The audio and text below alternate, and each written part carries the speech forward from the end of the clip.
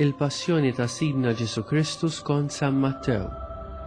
Imbagħad Pilatu telqilhom lil Barabba u lil Ġesu wara li tawh is-swat tawlhom biex isalbuh. Imbagħad is-soldati tal-gvernatur ħadu lil Ġesu fil-pretorju u ġabru qudiemu lil sħabhom kollha. Neżżawh u xeħtulu fuqu mantar aħmar skur. Edulu fuq rasu kuruna minn suġa mix-xewk u qasba f'idu l-leminija.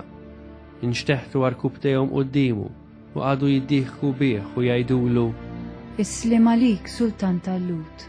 Bes u fuqu ħadulu l-qasba minn idu u bdew jagħtuh biha fuq rasu. Imbagħad wara li għaddewh bis-suffjett, neżżawlu l-mantar u xeddewlu ħwejġu u ħaduh magħhom biex isalbuh. Huma u sejrin sabu raġel minn Ċireni jismu Xmun u ġaluh jerfalu s-salib. Meta waslu f'post jgħidulu Golgota, jiġifieri post il-qorrija, taħu jixrob imbit b'taħlita morra u daqu imma ma rridx jixorbu. Imbagħad salbuh u qasmu ħwejġu bejniethom billi tellawhom bix-xorti u nxteħtu bil-qiegħda u għadu hemm għassa tiegħu. U qedulu fuq rasu l-kawża tal-kundanna tiegħu li kienet tajtek. Dan hu Ġesu, is-Sultan tal-Lut. Imbagħad miegħu salbu żewġ ħallelin, wieħed fuq il-lemin u l-ieħor fuq ix-xelluk. Dawk li kienu għaddejjin bdew jgħiruh, jiċċaqalqu rashom u jgħidu: Int li tħodd it-tempju u fit-tliet ijiem terġa' tibnieh. Salva lilek innifsek jekk int li bent Alla u inżel minn fuq is-salib.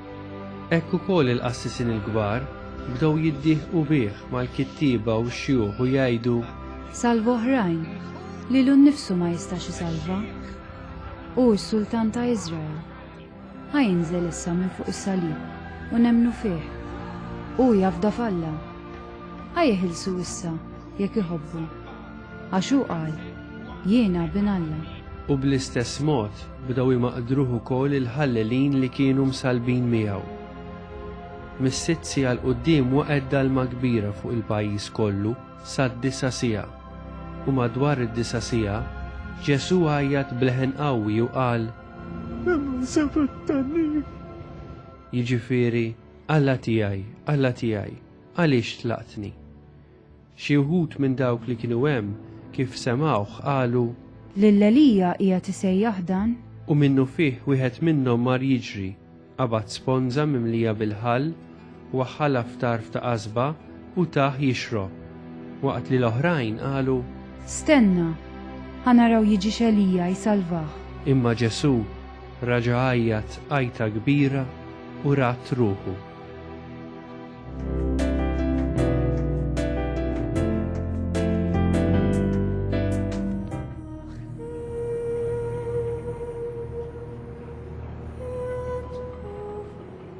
Għada l-ħadd niċċelebraw ħatt il-Palm, illi huwa wkoll jum il-passjoni tal-Mulej Ġesu. Naqraw ir-rakkont tal-passjoni din is-sena sa jittieħed mill-Vanġelu ta' San Mattew. U l-Knisja tridna nirriflettu fuq kemm Ġesu bata għalina biex jifdina. Ġesu għażel illi jifdina bid-batija, il-mewt u l-qawmien tiegħu. Għalhekk jiena stidint miegħi lil Dr. Muscat, tabib, konsulent, biex jispjegalna kif Ġesu bata din it-batija kollha fil-passjoni u l-mewt tiegħu. Fil-fatt naħseb Dr. Muscat it-batija ta' Ġesu nistgħu naqsmuha fi 3 episodji. Ġesu fl-Ort tal-Ġetsemani, Ġesu waqt il-flagellazzjoni u l-mixja tas-salib u t-tislib, il-kruċifissjoni. Mela, nibdew fl-Ort tal-Ġetsemani għaliex nafu fil-Evanġelu stess jgħidilna illi meta kien qiegħed jitlob l-għaraq tad-demm. Din hija kondizzjoni ninsibuha fil-letteratura fil-kotba li jiġri huwa ħabba illi Ġesu bħala l-mulej kien jaf mhix issa jgħaddi, antiċipa l-uġieħ li se jgħaddi minnu, allura kien taħt stress psikoloġiku qawwi.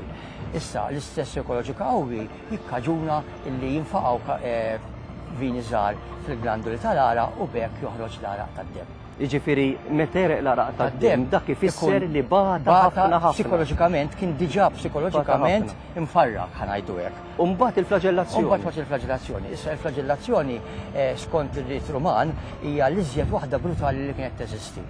Tajjeb kien jifflagellaw naturalment minn wara li kienet tibda mill-ispallej u tibqa' niżla tas-saqaj.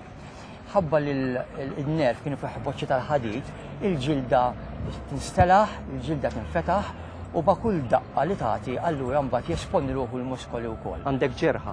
Ġerħa kbira u joħorġu l-muscles. Il-muscles jiġu jidru. Issa l-muscles ma jiffettwawlux tajdejh biss, jiffettwaw ta' kullum kien. Beda jitlef ħafna dem, jitlef ħafna likwidu, allura ikun taħt stat ta' xokk, ikollu għaġġ kbir, qed tifhimni? Fuq is-salib biex nafjina, u f'dak il-mument meta flagellawh tant kienet kifra, l-uġieħ tant kien intens illi kien hemm nies illi ma waslux sas-salib, imutu fil-fatt qabel. Setamiet. Kristu setamiet u kien f'kondizzjoni kritika li jista' jmut. Fil-fatt imbagħad waqgħet l-darbiet taħt is-salib. Issa waqgħet l-darbiet għaliex l-istess flagellazzjoni tikkawżalu li jkollu momenti ta' dizziness, jistordi u anki jintilef minn sensieħ. Dik ikkaġunat li waqgħet l-darbiet. U ħabba l-istess ħaġa l-affett fuq il-qalb fuq il-kliwi għaġġ kbir. U meta Kristu qallhom għandi l-aġġ. Imbagħad it-tismir mas-salib. Issa t-tismir tas-salib dawk kienu msien jkunu ta' 5 inches, jgħaddu minn ġol pols, mhux minn ġolit, għax jekk jgħaddu minn ġolit, il-rit tal-ġisem iċartu fil-waqt li hawnhekk. Dik li żjed waħda krudili, għax hawnhekk għandna nerv u meta jgħaddi l-musman ġo finnu jikkraxxjah. Biex eżempju meta tweġġa jgħidu n-nanna aħna, naħseb wara tikkraxxja l-nerv. Allura l-uġieħ ikun kbir. Meta mbagħad ġew biex idendluh, il-pis ta' ġismu stess jinżel u jiżlugalu spalleħ. Alla ġi imsallab u l-ġogi iżlugati. Mbagħad iddendel u allura mbagħad daħlulu l-imsieme sar. L-agonija hija assolutament ma tiddiskrivijiex. Uġieħ qawwi l immens illi bniedem normali kien imut ħafna qabel. Ġifieri Kristu ried li għaddi minna. Mbagħad niġu għall-ħabiċa biex miet Ġesu. Ġesu miet bil-cardiac arrest, tieqa fil-qalb. Però qabel marret intu arrest, il-qalb marret intu failure. Tibda taħdimx. Tibda taħġer ħafna, tibda tinżillek il-pressjoni, m'għandekx volum u hemmhekk meta il-qalb iċċedi tipproduċi żewġ affarijiet. Tipproduċi l-ilma madwar il-qalb li jgħidulu pericardial effusion u tipproduċi l-ilma madwar il-pulmun ukoll. Alla għandek l-ilma, il-qalb u l-pulmun qed jgħumu fl-ilma. Dina tispjega għaliex meta ġie fil-mument meta s-soldati ġew biex jaraw Kristu hekk mietx u bħarsa lejh biss indunaw li miet, wieħed mis-soldati iddeċiedi li jdaħħallu l-lanzetta. U kif nafu wkoll fl-Evanġelu meta daħlet il-lanzetta ħareġ dem u ilma. Xi ħadd jgħidu jispjega l-affari kif qegħdin ngħidu meta daħal mill-pulmun u waslet ġol qalb, sab l-ilma tal-pulmun, sab l-ilma tal-qalb u għalkemm jgħidu blood and water, fil-fatt bil-maqlub water and blood, l-ewwel ħareġ l-ilma u mbagħad ħareġ id-dem. Ġifri dina kollha xjentifikament spjegabbli. Għalhekk aħna ngħidu sal-aħħar qatra ta' dem ma spjegabbli. U ma jistax ikun kif kien hemm xi xettiċi u għatiġi li qalu Kristu seta' kien ħaj meta niżhom fuq is-salib. Huwa impossibbli. Mit żgur. Mit żgur, ġifieri il-fatt li kif qegħdin ngħidu il-lanzettorijiet li ħareġ id-dem u l-ilma sinjal illi daqshekk. Għalkemm ftit minuti tajtna stampa ċara ħafna ta' kemm Kristu ċara u kera. Ta' kemm Kristu bata biex jifdina. Għalhekk nimmeditaw fil-ħadd il-passjoni tal-mulej, il-dbatija ta' Kristu u nirringrazzjaw ta' id-dbatija kollha li bata biex huwa jifdina. Rid jgħaddi minn din id-dbatija biex jurina kemm kbira l-imħabba tiegħu għalina.